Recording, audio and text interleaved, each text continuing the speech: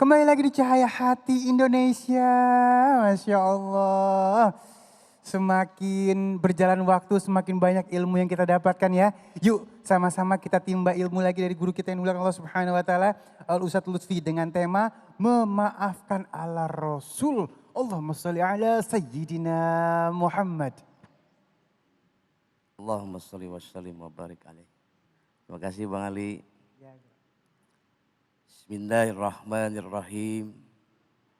Assalamualaikum warahmatullahi wabarakatuh. Waalaikumsalam warahmatullahi wabarakatuh. A'udzu billah.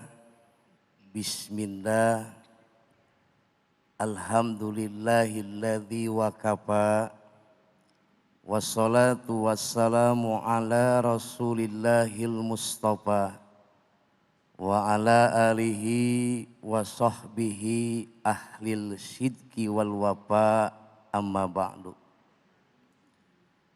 Pemirsa Cahaya Hati Indonesia, iNews TV, juga para bapak, para ibu yang mudah-mudahan di siang ini Allah limpahkan keberkahan bagi kita semua, amin. Berbicara tentang memaafkan ala Rasulullah, hakikatnya manusia tidak akan terlepas dari berbuat salah. Yang bagaimana dalam satu makalah dikatakan al-insan mahalul khoto'i wa nisyan. Manusia itu tempat hilap dan salah. Naluri manusia pasti pernah berbuat salah. Cuman kesalahannya ada yang langsung kepada Allah, ada yang langsung kepada manusia. Lantas bagaimana kalau seandainya kita pernah berbuat salah? Ketika kita berbuat salah, bahkan orang yang baik itu orang yang mana mengakui kesalahannya. Baginda Nabi mengatakan, kullu bani Adam khata'un wa khairul khata'in at-tawabun. Setiap manusia pasti pernah berbuat salah. Dan orang sebaik-baiknya orang yang berbuat salah, orang yang mau bertobat. Tetapi konteksnya ketika kita berbuat salah kepada manusia, ini kita harus selesai hak adami. Dengan cara apa? Dengan cara kita saling memaafkan. Cuman kita harus tahu dulu di sini siapa yang salahnya. Kira-kira kita yang didolimi atau kita yang mendolimi? Kalau kita yang didolimi, berarti kita yang berhak memaafkan. Tapi kalau kita yang mendolimi, berarti kita yang minta maaf. Cuman akan tetapi ketika kita didolimi biasanya terasa berat memaafkan. Betul apa betul? Bu, kira-kiranya kalau kita disakitin berat gak memaafkan? Kenapa berat? Sakitnya tuh di sini. Betul? Karena kita nggak rela orang lain berbuat salah. Karena kita merasa benar sendiri, akhirnya kata maaf terucap dari mulut kita, kita berat. Kalau seandainya kita berpikir bahwa diri ini sering berbuat salah, maka kita akan mudah memaafkan orang lain. Bagaimana baginda Nabi menjadi uswah kepada kita. Akhlaknya luar biasa. Bahkan Allah memujinya. Kata Allah dalam Al-Quran, wa innaka la'ala khuluqin adim. Sesungguhnya ada pada diri baginda Nabi akhlak yang mulia. Di antaranya akhlak yang mulia yaitu memaafkan kepada orang yang mendolimi. Makanya dalam satu hadis ada 3 yang berat dilakukan menurut manusia, tetapi mudah sekali bagi hati yang lembut seperti baginda Nabi. Yang pertama, salah satun kunna hisabai yasiro. Bu, Ada 3 perkara yang menurut manusia, ego manusia berat dilakukan tapi mudah buat Nabi. Satu, yang pertama, tu'ti man haromaka. Memberi kepada orang yang memusuhi. Ini kira-kiranya kalau kita memberi kepada orang yang memusuhi berat apa enggak? Berat banget ya. Kita pikir daripada pas kita punya rezeki lebih daripada kita beri kepada orang yang memusuhi, mending yang dekat sama kita. Tapi Nabi mencontohkan. Dengan apa baginda Nabi bisa seperti itu? Al-Quran yang menjawab. Al-Imran ayat 159. Pabima rahmatim minallah. Kenapa Nabi bisa melakukan seperti itu? Karena hatinya yang lembut. Karena hatinya yang bersih, penuh dengan rahmat Allah. Suatu ketika di Madinah ada pengemis tunanetra yang hobinya mencaci Nabi. Bencinya setengah mati kepada Nabi. Tapi tidak pernah henti. Kebiasaan Nabi tiap hari mau berdagang itu selalu mengasih makanan dulu kepada orang yang tunanetra itu. Ini kira-kiranya kalau kita kira-kiranya bisa apakah kalau itu? Kalau ada yang musuhi kita terus merasa kelaparan, apa yang diomongin keluar dari mulut kita apa? Syukurin loh. Kenapa? Karena hati kita masalahnya tidak lembut, tidak takut sama Allah, bukan takwa yang setinggi-tingginya. Tapi baginda Nabi tiap hari semakin mencaci, semakin membenci, dikasih makannya. Suatu ketika Nabi wafat, pekerjaan itu dilanjutkan oleh Sayyidina Abu Bakar As-Siddiq. Yang namanya manusia walaupun gak melihat, perasaan ada. Betul. Ya, kayak kita makan pas mati lampu, pernah gak salah makan? Pernah gak? Sendok masuknya bukan ke mulut, tapi ke telinga, pernah enggak? Ini menandakan insting manusia ada. Ketika Rasul wafat, pekerjaan itu dilanjutkan oleh Abu Bakar As-Siddiq. Si pengemis itu apa nanya? Ini bukan tangan yang biasanya. Ini tangannya agak kasar. Karena baginda Nabi lembut, penuh dengan kasih sayang. Dikasih tahu siapa yang biasa memberikan makan. Ternyata ketika dikatakan, itulah Muhammad yang sama ini sama nenek dicaci, dimaki, subhanallah.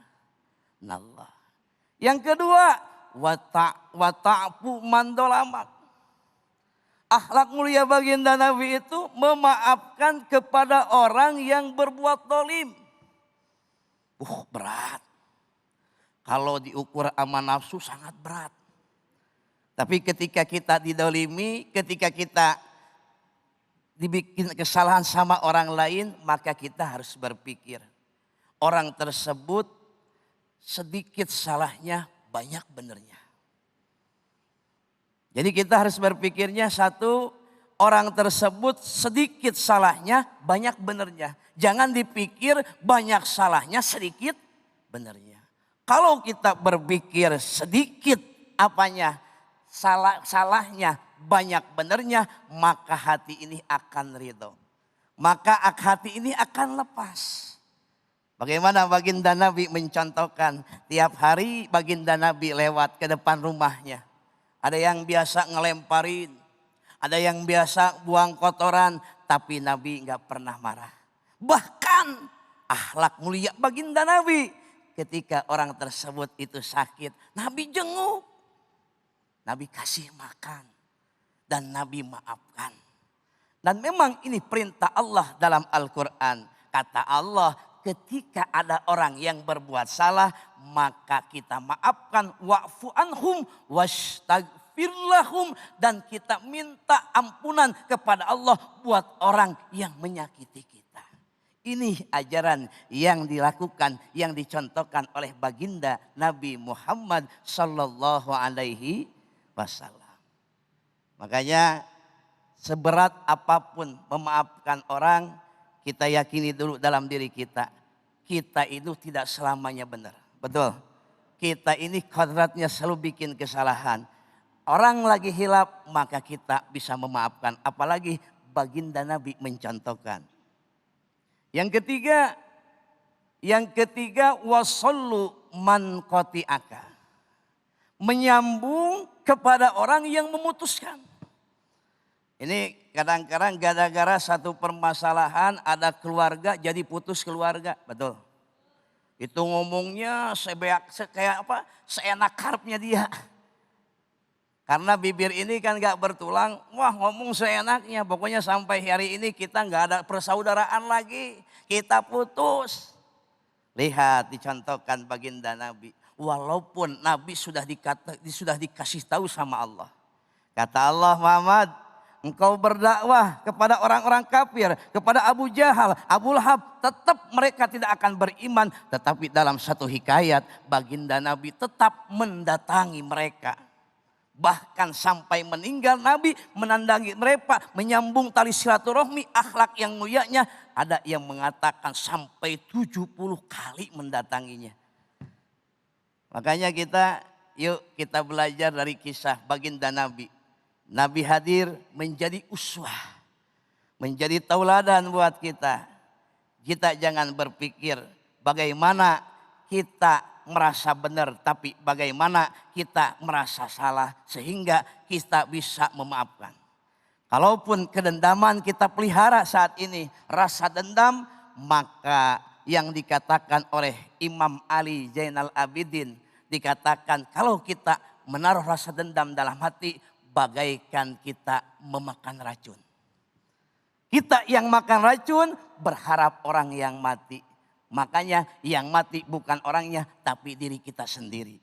Hati ini harus diputihkan.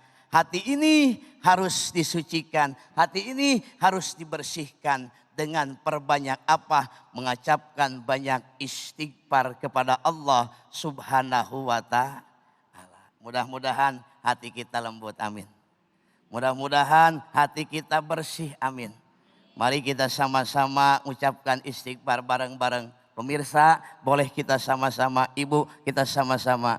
Astagfirullah Rabbal baraya. Astagfirullah minal khataya. Astagfirullah Rabbal baraya. Astagfirullah minal khataya.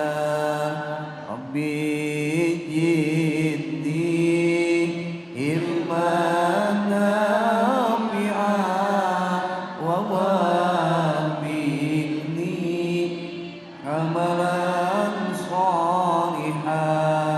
Mudah-mudahan dosa kita diampuni oleh Allah Subhanahu wa ta'ala. Mudah-mudahan Allah memberikan rahmat kepada hati kita sehingga kita dijadikan orang-orang yang mudah memaafkan. Amin. Demikian yang saya bisa sampaikan. Mungkin segitu Bang Ali. Iya guru, ini cuman kadang-kadang ada yang pengen Ali tanyain nih guru. Kadang-kadang di mulut mah udah guru, ya udah pokoknya gue maafin dah gitu kan. Cuman di sini masih ada. Itu tetap nggak boleh guru ya? Itu berarti belum memaafkan. Belum, karena di ya. dalam Al-Quran yang dikatakan memaafkan itu kan yang namanya wal-afu itu bersih. Dalam Kembali juga. ke nol gitu kan. Oh. Itu kalau kita dalam mulut doang baru wal kadiminal ghaid kalau dalam surat Al-Imran ayat 134. Belum wal afina anin nas. Kalau yang memaafkan di sini lisannya bersih, hatinya bersih. Dibuang semua rasa kesal, dibuang rasa dendam. Baru itu yang disebut dengan kata maaf. Mungkin Masya gitu. Allah, emang berat banget ya guru ya. Masya Allah, terima kasih guru. Ya baik, memaafkan memang berat tapi pahalanya insya Allah luar biasa ya. Yuk kita sama-sama belajar menjadi orang yang pemaaf ya. Baik, jamaah yang dimuliakan Allah Subhanahu wa ta'ala, sesaat lagi kita akan menjawab pertanyaan-pertanyaan yang sudah masuk melalui media sosial. Jangan kemana-mana, tetap bersama kami di Cahaya Hati Indonesia.